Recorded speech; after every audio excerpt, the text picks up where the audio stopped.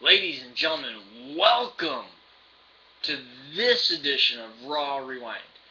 I know it's Tuesday, but I told you guys I got a job and that it was going to be a little late. Next week I tried to get off because I can't go into work that day, and that's just how it is. So let's hope I get next week off to where I can give this to you guys right after Raw ends. Two things before we start the show. Number one, Dolph Ziggler did indeed suffer a concussion. He was checked out by officials. This is not a storyline injury. This is a real injury. Apparently, how John Cena's is a real injury because, you know, I'll get into John Cena's injury during the six-man tag team elimination match that I was talking that happened on Raw. And Antonio Cesaro. Antonio Cesaro has been labeled boring by officials. Apparently, if officials think you're boring, apparently you're doing something wrong. That's why he lost the United States Championship. And I will get my schedule tomorrow, so I will tell you guys when Extreme Rules prediction show will be this week. It will be this week, definitely. Whether it's tomorrow because I work early, or whether it's on Saturday and maybe I'm off. I don't know, but it will definitely be this week. I've got the card literally right here in front of me, and we will go over every single match, who I think is going to win, and all that. Now, I already did drop one, so go back, I think, to 2 SmackDowns ago where I dropped one. On SmackDown, you start off the night with Jerry the King Lawler in the ring with the parquet floor, and he was introducing Jericho versus Fandango for their dance-off. I told you this was a bad idea. But before they did, they showed their WrestleMania match. No big deal. Well, the bell rings, it's time for the dance-off, and Fandango comes out, and then Jericho comes out. So you get your Fandangoing going, and he goes against Jericho in his dance-off. And apparently Jericho is with someone named Edjeta Slovana, or Slovaka. I guess she's Russian. But it looked like that her outfit was wear as little as possible. So she was almost wearing nothing. You could have just taken off that blue teal thing, and she'd been wearing like a 2-piece bikini that looked like leaves on it. Before the dance-off, Jerry the King Lawler asked him about his loss to the Great Khali, and the same type of thing, but it wasn't really a dance-off. And he says that Khali is a buffoon, which I agree. Excuse me here. And that Khali is a loser, which I agree. Jericho talks about his musical chairs that he won, which he did win musical chairs before, and the fact that he was the first ever Price is Right champion, back when Bob Barker was the special guest. Special guests were not really that big, were not really that good. Some were, but Bob Barker's was just for kids. I mean, it was not that good at all, really. Then you had the fact that they announced Jericho versus Fandango at Extreme Rules, and it's not even an Extreme Rules match. There's several matches. Let's see here. I'm going to count to you guys how many matches there are that are not even an Extreme type match. You got your pre-show, which is not an Extreme match. You've got your United States Championship match, which is not really an Extreme Rules match. It's just the United States title match. You've got your Chris Jericho versus Fandango match, which is not an Extreme Rules match. And that's it. You got 3 matches out of 1, 2, 3, 4, 5, 6, 7, 8, 9 matches that are not Extreme Rules matches. Will some of them be cut? Maybe. I don't know. Because they cut some for WrestleMania. Fandango says that he wants silence as he starts trying to dance, okay? And they start dancing. they're about to start dancing the first time, and he doesn't do it because the crowd is in an uproar. So then he tries it again. He says he wants silence, and as he spins Samurai falls on her ass, and apparently twists her ankle. Air quotes are needed here. She twists her ankle. Okay. She was faking an injury the whole time this played out, and this was a pretty good faking of an injury. John Cena needs to learn from Samurai how to do an injury. Fandango then attacks Jericho as Fandango starts walking off. Jericho comes over to check on Samurai, and Jericho never got to dance because Fandango was up first. But both Jericho and his partner went to go check on Samurai. And as that happened, Fandango gets back in the ring and attacks Jericho and beats him up. He hit him with a piece of the they call it parquet floor. I'm not a dancer, so I'm not really sure, but it's called parquet floor, I guess. But I mean, he hit him with a piece of that big floor. It was a big piece of the floor too. And then you had your match of Rise. You had Zack Ryder, Rye, versus Ryback, Rye. And this was a squash match. Of course, you gotta give Ryback momentum before Extreme Rules, so Ryback won this in a squash fashion. Then you had Tons of Funk versus the Primetime Players. 2 matches in a row that are useless. Tons of Funk lost to Primetime Players. As Cole said during this match, there were some shenanigans going on. And what he meant by that. Darren Young always carries out this pick. And at one point, he gets off the ring apron, grabs the pick, and stabs Brodus Clay like in the neck, kind of like how Brodus Clay dies in his movie No One Lives. I showed you guys the trailer for it, and if you guys don't understand it, go watch the trailer, the un-WWE version trailer. And you see Brodus Clay gets killed by a knife stab. It looked like that. They made it look like that he got stabbed by the comb of Darren Young, the same way he died in No One Lives. Teddy Long then comes out and he tries to make a match at Extreme Rules because of the injury for the concussion that Dolph Ziggler sustained. And so there's no triple threat ladder match because he's not going to be able to compete at Extreme Rules. So he comes out and he says, since he can't compete, I'm going to make it a one-on-one number 1 contenders match. And as he said that, Jack Swagger comes out and says, no, you should strip him and make me the champion because I'm the one who gave him the injury. And then Dolph Ziggler's group comes out. Dolph Ziggler was not there. And then they said, don't strip him because you should fire this guy for injuring someone the way he did. So Teddy Long said, you know what, here's what I'm going to do. I'm going to do Alberto Del Rio versus Jack Swagger at Extreme Rules in an I Quit number 1 contenders match for this World Heavyweight Championship. Not really my World Heavyweight Championship, but for the World Heavyweight Championship. Now, I said it was going to be a submission match.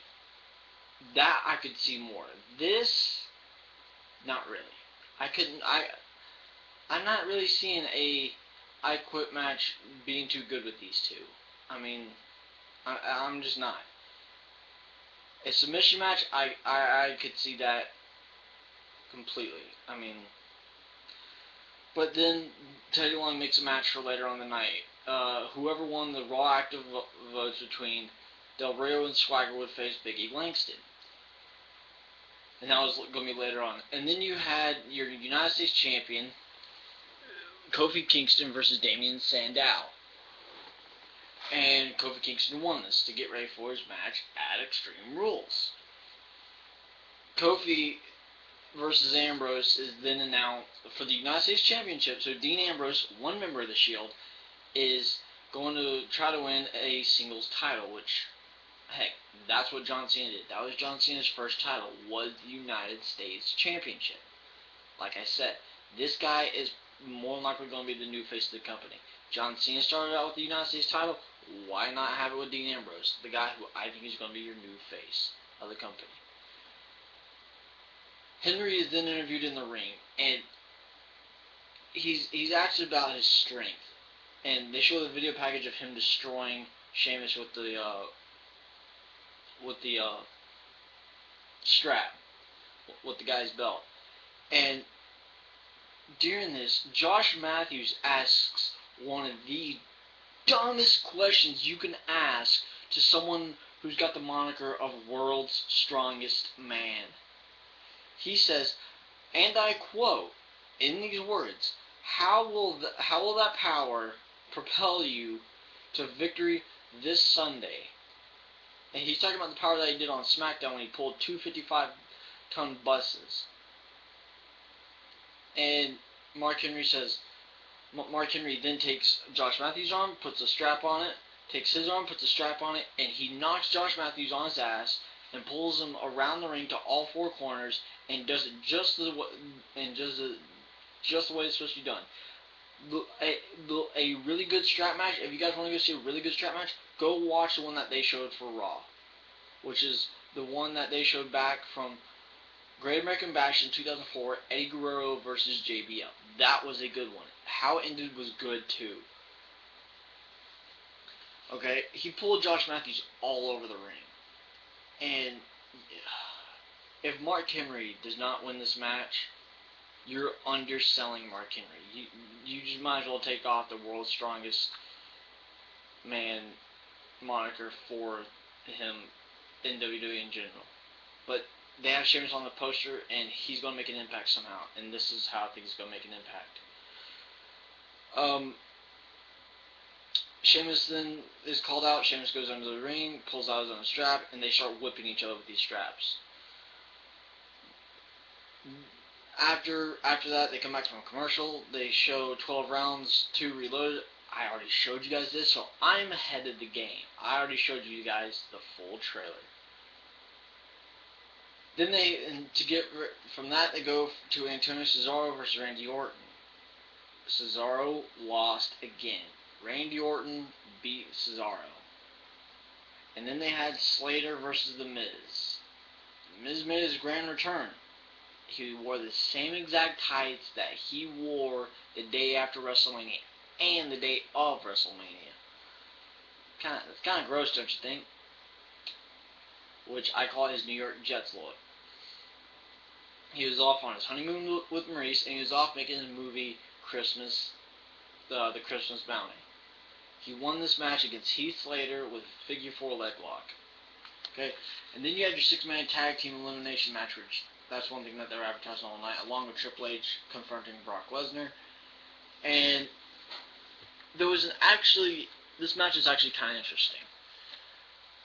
You had Kane, who was eliminated first. He got DQ'd from taking the top off the table and smacking two of the Shield members with it.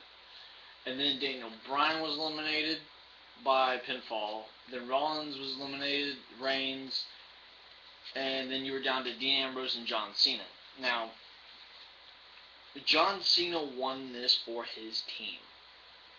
So that makes the Shield, 7 or 8-1, something like that? I don't know. But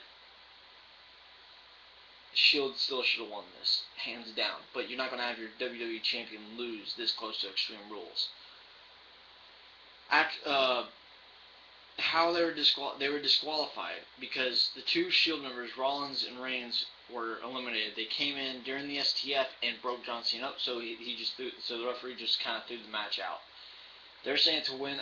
I'm saying it's a throw the match out. No one won, but they attacked Cena. So after the match, they did the triple powerbomb, and Ryback comes out and smashes Cena's ankle with a chair. So John Cena actually sold his injury there. No other time did John Cena sell his injury. Then you had the Ryback interview saying, "Why did you attack Cena?" Blah. No one cares why he attacked Cena. He is a bad guy now. You don't have to ask this to every bad guy why they attacked someone when they did do it. It's a stupid question. Because I want to. Because I'm a bad guy now. How about that? And that's basically what he says. He says, I'm a bad guy. I was screwed out of every title. I didn't win any titles, so I'm going to be bad now. Then you had your WWE active match, your Biggie Langston versus who? And it happened to be Jack Swagger. This was a strength versus strength match, is what I called it. It was a count-out victory. You have this kind of match, this much hyped up through the show, and you end it in a count-out. You end it in a count-out. After the match, you see Del Rio, and he runs out. Swagger won this, by the way. He runs out and slaps on the cross arm breaker on Jack Swagger.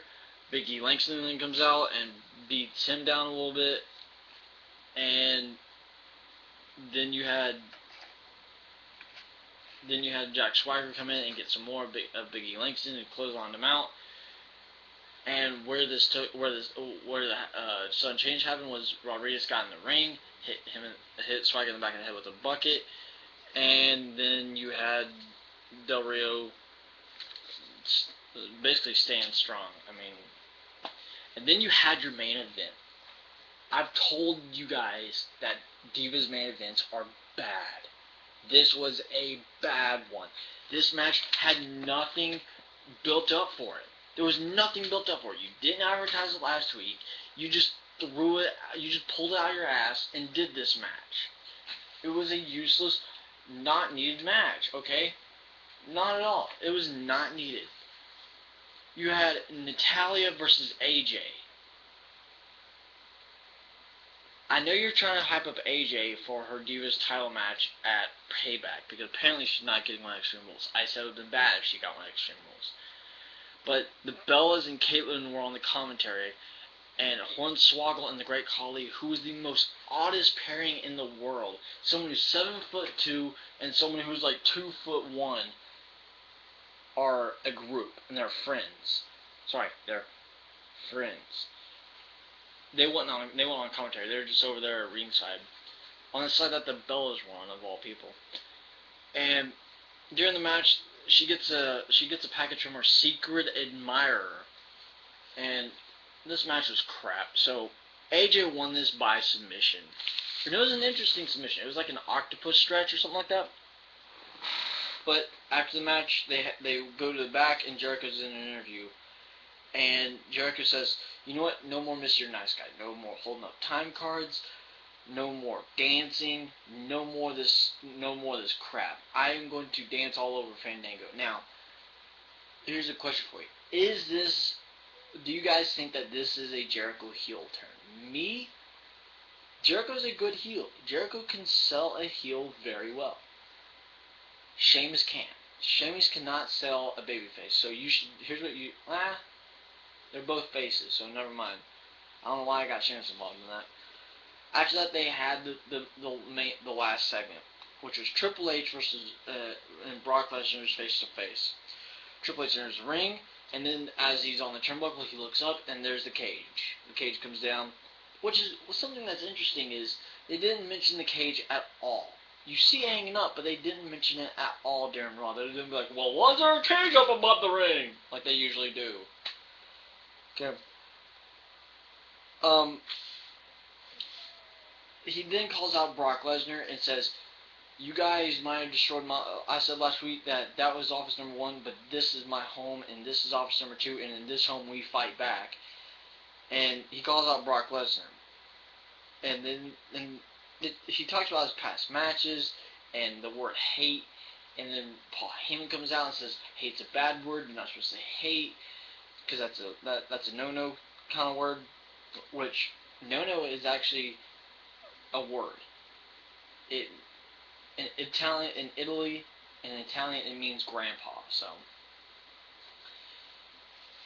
they talk about their matches, like how Lesnar won at SummerSlam, Triple H won at WrestleMania, and now you got not the Elimination Chamber, Extreme Rules. Well, how he got Brock Lesnar down there is he was insulting. he was Triple H, that is, was insulting Paul Heyman, and then he called Brock Lesnar a bitch. Okay, I'm going to say he just called him a bitch, and that pissed Brock Lesnar off. So Brock Lesnar started walking down there, and then you got these refs, which JBL always says #hard body refs. So much for hard body refs. They're sitting there doing what everyone else does. No. If you don't want someone to go in there, you need more guys. You only had like 4 or 5 refs there saying, no, and this other one, no, don't do it, don't you do it. What are you going to do? Brock Lesnar is a beast. You saw what he did to 3MB. Brock Lesnar's a freaking beast. He could rip you apart with one finger. Apparently these refs have not seen what he can do in the octagon. He's a UFC champion. All he needs is one punch and he'll knock your ass out, refs. If the refs want someone stopped, you might as well hire the U.S. Army or the U.S. SWAT team to come in here, to go in there and stop someone. A police force can't even do it. They had a police force one time for Brock Lesnar back years ago, and they didn't even stop him. Okay? The refs aren't going to do anything. If you're going to try to stop someone, don't just wave your hands in front of them like saying that they're safe in baseball. You put your hands on them. Doing this does nothing. No, that does nothing. That just what are you trying to do? Wave a fart away? Saying, hey, smell my fart, man. Woo! Because look, I can do that too. I can say you're safe in baseball, but this does nothing in wrestling. Apparently this is saying don't do it or I'm going to disqualify you. There's no disqualifications in this match. It's a steel cage match. Well, Brock Lesnar does get in the ring, and Triple H takes him and throws him up against the cage, and then he's about to do it again. He throws him up against the door this time, and Paul Heyman was on the steps. Paul Heyman flies off the steps, lands on a ref, and Brock Lesnar falls out of the ring and goes and helps Paul Heyman up. They get up and they walk out. And Triple H was taunting him and saying, I'm going to kick your ass this Sunday. Shouldn't do that. I love Triple H. This was the best segment of the night, by the way. Best match, 6-man tag match. It's that simple. 6-man tag match. Best match of the night. That'll do it for this edition of the Raw Rewind. Vlog Weekly did not happen on Sunday because of what time I got home. Vlog Weekly will happen tomorrow night on Wednesday. It'll be a special Mother's Day edition, and I might have a special guest. So stay tuned for that, and stay tuned for the Extreme Rules card. Okay? I will let you guys know tomorrow when I will do this Extreme Rules card, and it will be before Saturday. It might be tomorrow even, because this is your final card. They're not going to add anything else this close to Extreme Rules. But like I said, that'll do it for this edition of Raw Rewind, and I truly am your YouTube champion, and I'm checking out, ladies and gentlemen. Thank you.